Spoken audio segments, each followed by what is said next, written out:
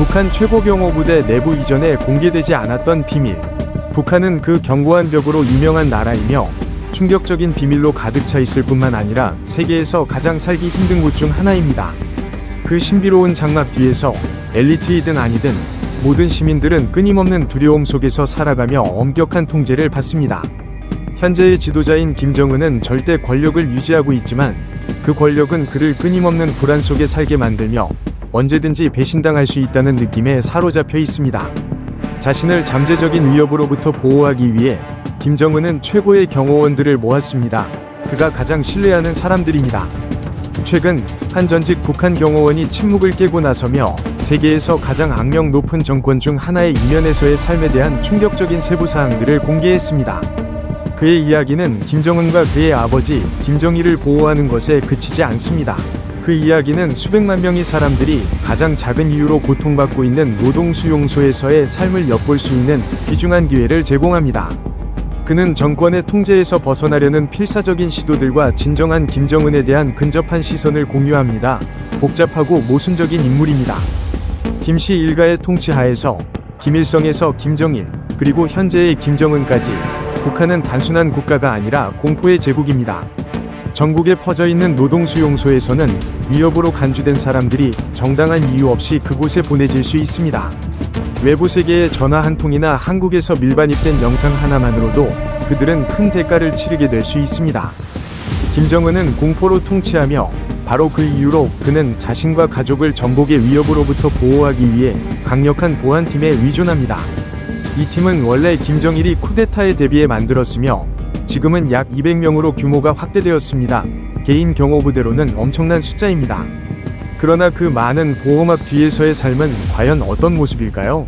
이 경호원들의 이야기, 그들의 관계, 공중의 음모들이 드디어 드러나며 북한의 일면을 엿볼 수 있는 기회를 제공합니다.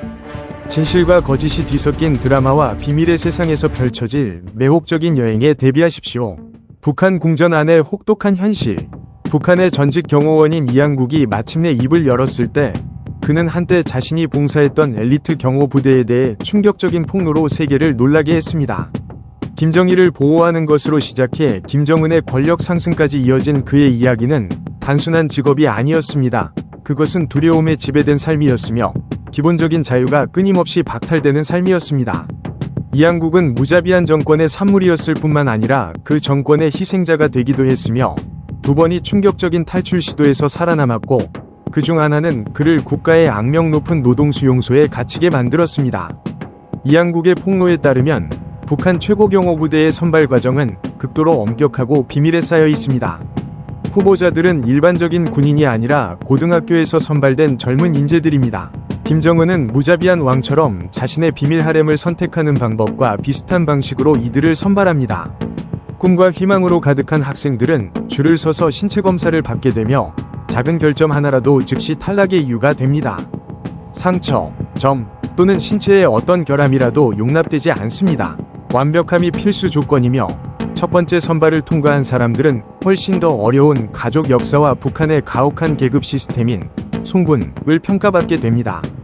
가족 배경이 청정하지 않다고 판단되면 즉시 탈락합니다. 이항국은 만약 가족 중에 한 명이라도 탈북을 시도한 적이 있다면 그 사람은 이명망 높은 경호부대에서 일할 기회를 절대 가질 수 없다고 밝혔습니다. 선발이 되면 후보자들은 가족과의 모든 연을 끊고 다시는 사랑하는 사람과 연락을 할 수 없게 됩니다.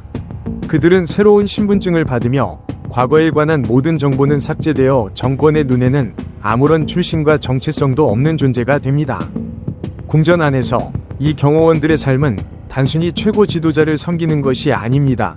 그것은 비밀, 생존을 위한 투쟁, 그리고 사랑할 권리로 가득 찬 삶입니다. 그들의 존재는 특권일까요? 아니면 단순히 숨겨진 형벌일까요? 이항국의 충격적인 폭로는 우리가 좀처럼 들어갈 수 없는 세계를 더 깊이 들여다볼 수 있게 해주며 북한의 그림자 속에 숨겨진 소름 끼치는 진실을 밝혀냅니다. 북한의 전직 유명 경호원인 이항국은 김정은의 개인 경호팀이라는 폐쇄된 세계로의 비밀의 문을 열었습니다. 그의 폭로는 충격을 줄 뿐만 아니라 그 경호원들이 겪는 혹독한 훈련과 그 강도에 대해 소름 끼치게 만듭니다. 이항국의 경력 시작부터 그는 인간의 한계를 시험하는 듯한 훈련 프로그램에 투입되었습니다. 수백 명이 다른 후보자들 중에서 자신을 증명하기 위해 그는 수많은 고된 도전들을 견뎌야 했습니다. 이양국과 같은 신입 경호원들은 300페이지에 달하는 훈련 매뉴얼을 받습니다. 이 매뉴얼에는 과거의 경호 사건들이 자세히 설명되어 있어 그들이 잠재적인 위험을 인식할 수 있도록 돕습니다. 훈련을 마치기 위해서는 특별한 6개월간의 부트캠프를 거쳐 2회의 강도 높은 준비를 해야 합니다. 그들은 태권도를 익히고 사격 실력을 쌓으며 25km를 장비를 착용한 채 걷는 등의 극단적인 체력 테스트를 완료해야 합니다. 모든 훈련 세션은 김정일, 김정은의 아버지를 포함한 고위 관리들이 감독하며 그들은 경호원들의 훈련을 관찰하고 평가하는 것을 즐깁니다. 목숨을 걸고 그를 보호하라 는 문구는 이양국이 훈련 중에 반복적으로 배운 구호였습니다. 하지만 이것은 단지 충성심을 가르치는 것만이 아니었습니다. 그것은 극한의 신체적 도전이기도 했습니다. 이양국은 일부 훈련 방법들이 신체적 고문과 같았다고 회상합니다. 예를 들어 망치로 화강암 바위를 가슴에 내리치거나 벽돌 더미에 머리를 박는 등의 훈련이 있었습니다. 이러한 훈련 방법은 믿기 어려운 것처럼 보일 수 있지만 북한의 최고 지도층을 보호하는 엘리트 경호원이 되기 위한 유일한 방법으로 여겨졌습니다. 북한 정권은 종종 경호부대의 힘을 자랑하는 선전 영상을 공개하며 강하고 신체적으로 인상적인 남성들의 모습을 보여줍니다. 그러나 대부분의 사람들이 이해하지 못하는 점은 화강암이나 전구를 깨는 훈련이 실제 위협, 예를 들어 암살 시도와 같은 상황에 대비하는 데 도움이 되지 않는다는 점입니다. 이양국은 이 훈련들이 기괴해 보일 수 있지만 그 진짜 목적은 절대적인 충성심을 구축하는 것이라고 강조합니다. 권총은 전쟁을 이길 수 없고 태권도는 사기를 북돋는 데만 유용합니다. 하지만 이 모든 것은 우리가 이렇게 훈련을 한다면 미국 군대도 이길 수 있을 거라고 믿게 만들기 위해 설계된 것입니다. 라고 그는 공유합니다. 현대적인 방법 외에도 경호원들은 사격술, 체력 훈련, 수영, 보트 전술과 같은 전통적인 기술을 훈련해야 합니다. 이양국은 북한 지도자들을 보호하는 임무를 맡은 고도로 훈련된 암살자 중 한 명으로서 잔혹한 도전들을 견뎌냈습니다. 모든 훈련은 가장 충성스러운 팀을 구축하기 위한 것이었습니다. 이양국의 이야기들을 통해 우리는 이 경호원들의 강함뿐만 아니라 그들의 희생과 북한의 전체주의 정권 뒤에 숨겨진 무서운 진실들에 대해서도 통찰을 얻을 수 있습니다. 이양국의 충격적인 폭로를 계속 따라가며 이 신비로운 세계를 더 깊이 탐구해 봅시다. 북한 경호원들의 세뇌와 이념적 훈련. 북한 경호원들의 훈련 과정은 단순히 혹독한 체력 테스트에 그치지 않습니다. 이들의 신체 훈련은 극도로 가혹하며 지구력, 전투 기술, 그리고 철저한 규율에 중점을 둡니다. 하지만 이는 빙산의 일각일 뿐입니다. 더욱 교묘하고 강력한 요소는 이념적 세뇌로, 이는 정부가 경호원들의 정신과 충성을 형성하기 위해 사용하는 정교한 도구입니다. 이를 통해 경호원들은 단순히 신체적으로만 충성하는 것이 아니라 정신적, 영적으로도 완전히 헌신하게 됩니다. 북한에서는 모든 것이 선전의 두꺼운 안개 속에서 이루어집니다. 왜곡된 현실 속에서 사람들은 정부가 허락한 것만을 알 수 있습니다. 선전은 텔레비전, 라디오, 식당, 호텔, 심지어 가정집까지 모든 곳에서 존재합니다. 김씨 일가를 거의 신적 존재로 여기는 믿음은 일상생활의 모든 측면에 스며들어 있습니다. 이 나라는 김정은, 김정일, 김일성의 동상과 초상화가 공공거리, 직장, 학교, 그리고 가정집까지 어디에나 존재합니다. 가족들은 집에서 가장 눈에 잘 띄는 자리에 지도자들의 초상화를 걸어야 합니다. 이러한 초상화를 적절히 존중하지 않거나 걸지 않을 경우 악명 높은 노동수용소에서 수년간의 고된 강제노동과 같은 심각한 처벌을 받을 수 있습니다. 한 북한 여성이 화재 속에서 자녀를 구했지만 가족 초상화를 챙기지 않았다는 이유로 처벌받은 사례는 이러한 현실이 얼마나 냉혹한지 보여줍니다. 김저일의 전 경호원으로 탈북한 이양국, 리양겁은 경호원 훈련의 상당 부분이 세뇌에 집중되어 있다고 밝혔습니다. 경호원들은 지도자를 보호하는 것뿐만 아니라 그를 신성한 존재로 숭배하도록 훈련받습니다. 이양국은 자신이 김정일이 단순한 인간이 아니라 위대한 존재라고 믿도록 가르침을 받았으며 그의 안전과 행복이 최우선이라고 배웠다고 말합니다. 세뇌는 매우 철저해서 이양국의 동료 경호원들은 김정일이 결코 실수하지 않는 신과 같은 존재라고 진심으로 믿었습니다. 그들은 자신의 삶의 유일한 목적이 사랑하는 지도자를 섬기고 보호하는 것이라고 받아들였습니다. 이것은 단순한 직업이나 의무가 아니라 그들의 존재 이유 그 자체였습니다. 그들은 그의 위대함에 대한 맹목적인 믿음으로 가득 차 있으며 그의 안위를 위해서라면 망설임 없이 목숨을 바칠 준비가 되어 있었습니다. 이 믿음은 그들의 모든 세포에 깊이 뿌리내린 상태였습니다. 북한 경호원의 세뇌 초기 단계, 이념적 세뇌 과정은 훈련에서 시작된 것이 아닙니다. 그것은 그들의 어린 시절부터 시작되었습니다. 북한에서는 아이들이 학교에 앉을 수 있을 만큼 자라기 시작하면 모든 것이 거대한 선전기계에 의해 형성됩니다. 수업은 단순히 지식을 전달하는 것이 아니라 김씨 일가에 대한 찬양의 노래이며 지도자들의 권력과 영광에 대한 사상을 어린이들에게 주입하는 데 초점이 맞춰져 있습니다. 이 젊은 남성들이 고등학교에서 선발될 때 그들은 단지 신체적 기술만 훈련받는 것이 아닙니다. 그들은 정치적 이념 속에 깊이 빠져들게 됩니다. 그들은 김씨 일가를 신성한 신으로 보는 이미지를 강화하기 위해 모든 정보의 흐름이 조정되고 감시되는 체제의 일부가 됩니다. 수년간 이러한 선전 환경에서 살아온 이 경호원들은 단순히 신체적으로 충성스러운 것을 넘어 정신적으로 헌신적인 전사가 됩니다. 그들은 명령의 정당성을 결코 의심하지 않고 따르도록 만들어졌습니다. 세뇌 과정은 어린 시절부터 시작되어 이들에게 신성한 의무감을 심어줍니다. 김저일의 전 경호원인 이양국, 리양걱은 이렇게 말했습니다.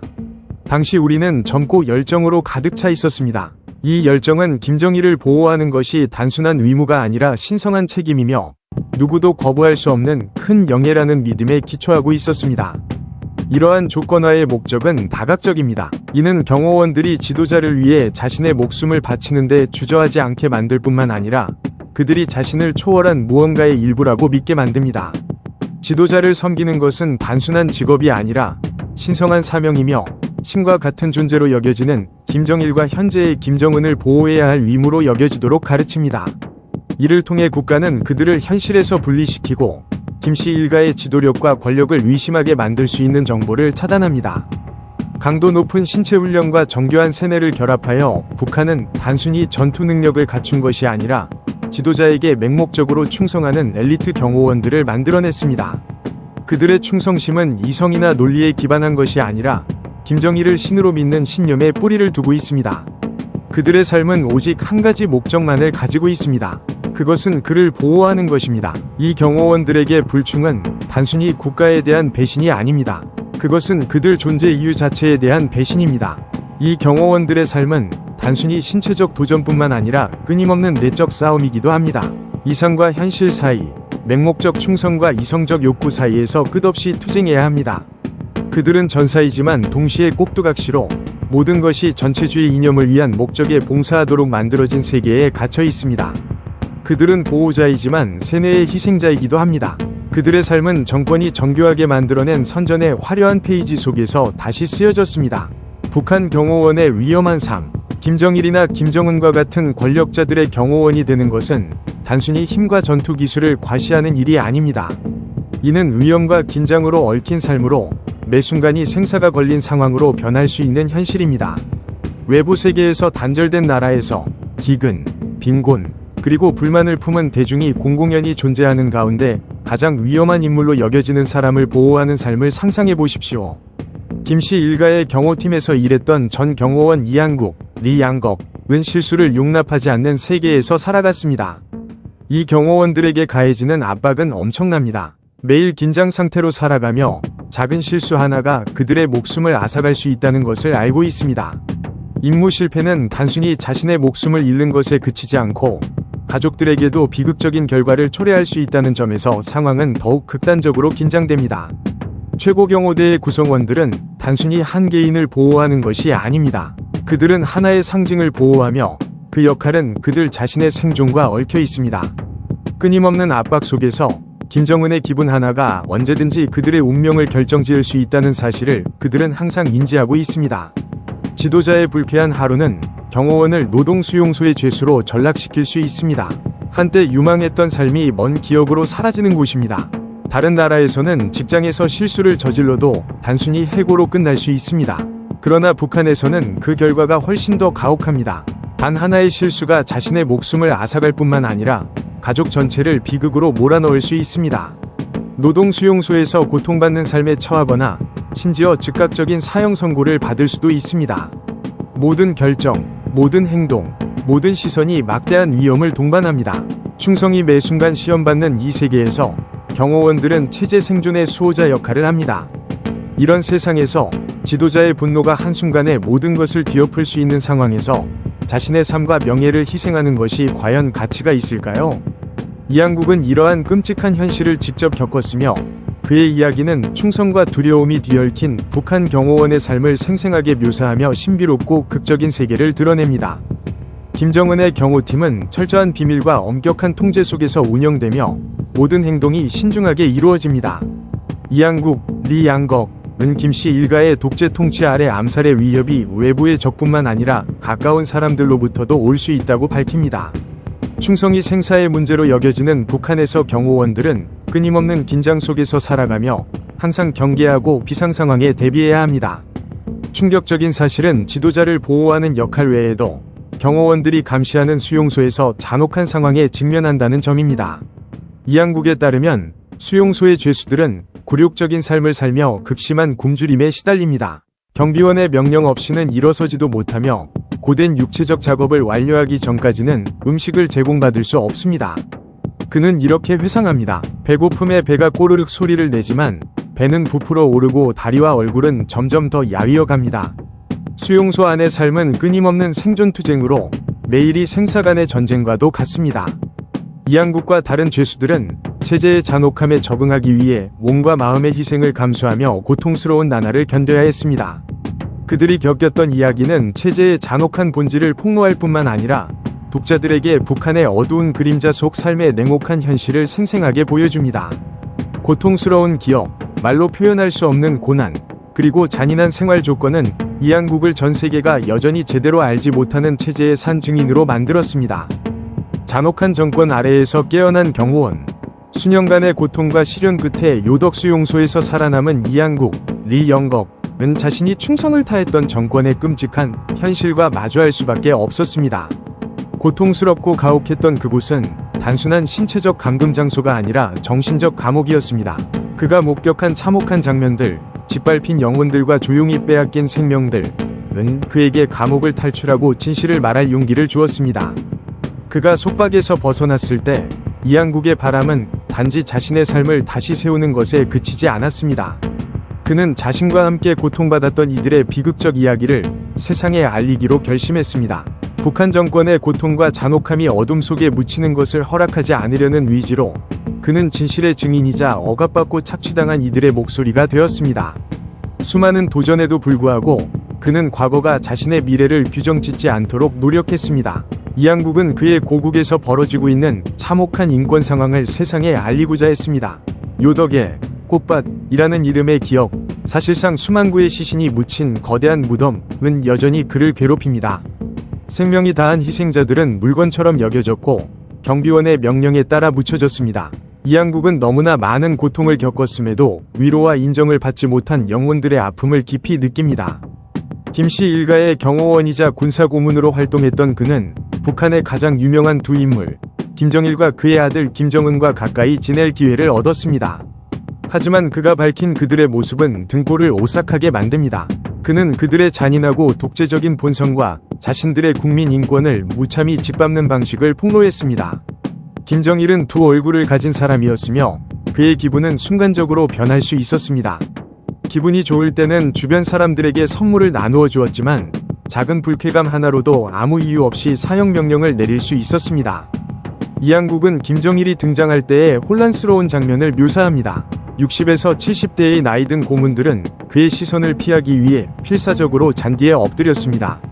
그들은 김정일의 기분이 어떨지, 그것이 어떤 결과를 가져올지 알 수 없기에 항상 두려움 속에서 살아갔습니다. 이항국이 전한 소름 끼치는 이야기 중 하나는 김정일의 전용 엘리베이터를 사용한 한 고위 관료에 관한 것입니다. 겉보기엔 사소한 행동이었지만 김정일이 이를 알게 되자 그는 그를 강제노동 수용소로 보내 결국 죽음에 이르게 했습니다. 더 무서운 사실은 김정일의 후계자인 김정은이 그의 아버지보다 더 잔혹하다는 것입니다. 이항국은 김정은이 단순히 권력을 물려받았을 뿐만 아니라 잔인한 본성까지 이어받았음을 깨달았습니다. 김정일조차 감히 해치지 못했던 그의 삼촌을 처형한 사건이 그 증거였습니다. 3대에 걸친 권력 승계는 점점 더 잔혹해졌으며 충성은 더 이상 존경에서 나오는 것이 아니라 순전한 공포에서 비롯되었습니다. 이항국은 김정은이 음식과 여자를 매우 좋아하며 어린 시절부터 급한 성격을 드러냈다고 말합니다. 김정은은 또래 친구가 없는 고립된 환경에서 어른들 사이에서 자랐습니다. 그는 27세의 나이에 세계 최연소 지도자가 되었으며 그의 폭발적인 성격은 충동적인 행동과 급한 성미로 드러났습니다. 이 때문에 주변 사람들은 항상 그의 눈치를 보며 신중하게 행동해야 했습니다. 탈출 후 이항국은 김씨 일가의 어두운 진실을 밝히기 위해 시간을 낭비하지 않았습니다. 그는 UN 인권이사회에서 증언하며 김정은이 전국에 14개의 호화 리조트를 소유하고 있으며 이곳에서 수영과 사냥을 즐긴다고 폭로했습니다. 반면 그의 국민들은 극심한 빈곤 속에 정치범 수용소에서 매일 구타당하며 죽어가고 있었습니다. 이항국은 김정은 정권이 국민들을 속이고 눈과 귀를 막아 고위 관료들조차 그의 사치스러운 생활과 노동수용소의 참혹한 현실을 모르게 하고 있다고 말했습니다. 그의 말은 단순한 이야기가 아니라 잔혹한 독재 정권 아래 짓눌린 국가의 절규였습니다. 너무 늦기 전에 들어주세요. 이항국은 세상을 향해 강력히 호소했습니다. 2000년에 탈출한 뒤 그는 가족과 함께 남한에서 자유를 찾았습니다. 그곳에서 그는 오리를 키우며 북한에서의 삶을 기록한 책을 쓰기 시작했고 이를 통해 김정은 정권의 잔혹함을 세상에 알리고자 했습니다. 이항국은 단지 자신의 자유만을 추구하는 것이 아니라 여전히 어둠 속에 갇혀있는 모든 이들을 위한 자유를 추구하고 있습니다. 그는 자신의 이야기를 용감히 전하며 두려움과 불의 속에서도 희망의 불씨를 피우고자 합니다. 이 전직 북한 경호원의 충격적인 폭로는 단지 이 정권의 실체를 이미 알고 있는 사람들에게 경각심을 불러일으키는 것만이 아닙니다. 그것은 우리에게 질문을 던집니다. 자신의 생명을 걸고서라도 진실을 밝히기 위해 어디까지 나아갈 수 있을까요?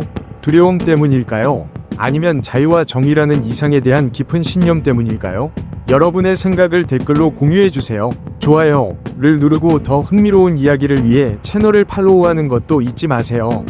시청해주셔서 감사합니다. 다음 영상에서 뵙겠습니다.